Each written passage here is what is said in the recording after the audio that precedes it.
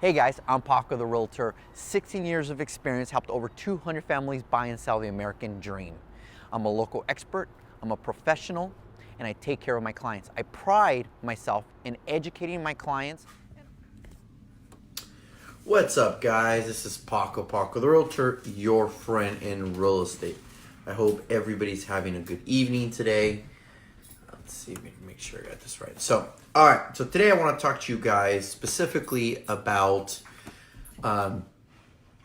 investing or looking for the next investment. People often ask me, how do you find investments? What do they look like? And I always tell people, it depends on your goals. Your goals. I always say your goals dictate what you're looking for, right? If your goal is to own a rental, then you own a rental. If your goal is to flip, then you flip. But where you find them is, there's multiple places you look, but it's something that you got to take seriously and you got to look for. We are in the middle of a flip right now, and we're actually looking for our next one. Now, what does that look like, and what do I mean by that? There's people out there who have rental homes or normal homes that they live in, primary residence, that the house is in very bad condition, very bad condition, and they don't have the money, or let me rephrase that, they don't want to spend the money or the time to fix it up. A third of my flips have come directly from that. They approach me to sell their house. I tell them they can't sell their house at market value because the house is demolished, and they're gonna have to invest $50,000 to $60,000 to get it back up to where they could sell it. And then they say, well, screw it, we don't want to do that. So then the investors come in. So a lot of that is created through that. Now, I've been in a situation where I partnered with the family, the owner. I told the owner that we would partner, that I would go ahead, and if they were willing to sell me the property at the right price, that I would make them a partner by having them sell or finance, which means I would be paying them money for buying the house, interest until I did it. So there's very creative ways to do it to make sure everybody makes money, as long as the numbers make sense. Numbers, you're either going to make money on it or you're not. There's really no guesswork on it. I mean, the guess, from how much the house is worth to how much you can sell it for, to how much repairs are needed. All those we try to be as accurate as possible by getting the people in there to do what has to be done, right? So if you're out there looking, if you're embarrassed or have a rental or primary residence and the house is just trashed, demolished, you got hoarders, it's been rented for 15 years, and you're like, man, I can't sell this house because it's screwed up, yet you don't want to invest the money or the time to fix it up, let me know. There might be a possibility where you can keep the property, make money on it while we fix it up, we come in, fix it up, and sell it. I tell everybody that as long as we're honest up front with it, there's no issues on the back end, right? So there's definitely a lot of opportunities out there. And it's my experience that every problem has a solution out there. Like I said, this last property we have, it was going to be originally just a regular house that was going to be sold. And hoarders lived in there. And the seller didn't want to deal with any of it. So we ended up paying to evict the hoarders and go to Sandy, to go to court and do all that. And that was our dime. And we were paying the owner interest while this was going on. So he was happy because in essence, he was making rent. It's a win-win, right? And that's my whole point. My whole point is that my dog is playing. Here, go out there and play somewhere else. Is that there's opportunities out there.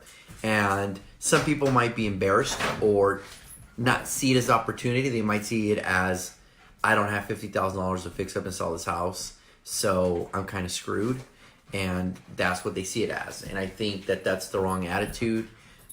If at the end it makes sense, it makes sense. If it doesn't, it doesn't, right? So if you own a rental or a primary that is in really bad condition, and you've been thinking of cashing in, but just don't have the money to fix it up, or the time, or don't even know where to begin, and you're still looking to make good money on it, meaning close to market value, then reach out to me. Let me know. I'd be very interested in talking to you and kind of explaining how that works. Now, let me be very clear. I'm talking specifically about flips, buying and selling. But there could be situations where you don't want to sell it, but you need somebody to come in and partner with you on maybe on a rental or something. Let us know. Money is the easy part to find. If the deal makes sense, money is the easy part to find. It's finding the right deal that's the hard part. So if somebody came to me and said, I have a situation and this is what it is, and I think the investor can make money on it, I'll find the money. But really, it's finding the opportunities that's a little bit harder. And I think a lot of it is because people are scared of being taken advantage of, judged, or ripped off, I guess, which makes really, it makes sense. We all fear that. And so I always tell people, as long as everything makes sense up front, you won't have issues on the back end, right? So I see everything as a win-win. If it's a lose-win or win-lose, you just don't do it. If you see my videos before, I always say, I'm here to tell you the good, the bad, and the ugly. I mean, that's the reality. I will tell you the good, the bad, and the ugly. And that's the way I am. And if it doesn't work out, it doesn't work out. If you're expecting to become a millionaire and it's not going to happen, it's not going to happen. And that's my job. My job is to hold accountable to what is actually accurate as opposed to what's wish list or what people have been told or what they saw on HD, on Flip This House or something, well, they said that we could fix this kitchen up and put a whole new kitchen in for $4,000. It's like, yeah, that's unrealistic. That's not going to happen. So that's how that works. So today on Taco Tuesday, I am talking investment properties. I'm not having any tacos. I'm actually having coffee and I had some cake. I actually bought myself cake for my birthday this weekend. Never even tasted it. My daughter goes in the fridge and goes, what's this? I said, oh, that's my birthday cake. And it was there the whole time. Never even touched it.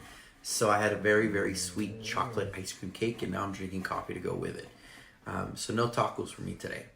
But anyways, if that's you guys, if you guys have questions about that, how that works, you just want more information, whatever, just reach out to me. Very easy to find. Just type in Paco the Realtor and you will find me. And as always, I will tell you everything you need to know up front before you do anything. That way you make a decision based on facts and not what ifs. All right, guys. I hope everybody's enjoying this Tuesday night. And until next time, this is Paco the Realtor, broker, owner, local expert, storyteller. Hasta luego, mis amigos. And a storyteller. So why don't you guys get to know me? Hey guys, thanks for watching my video. Hope you love the content. Subscribe below or follow me on social media. Just type Paco the Realtor.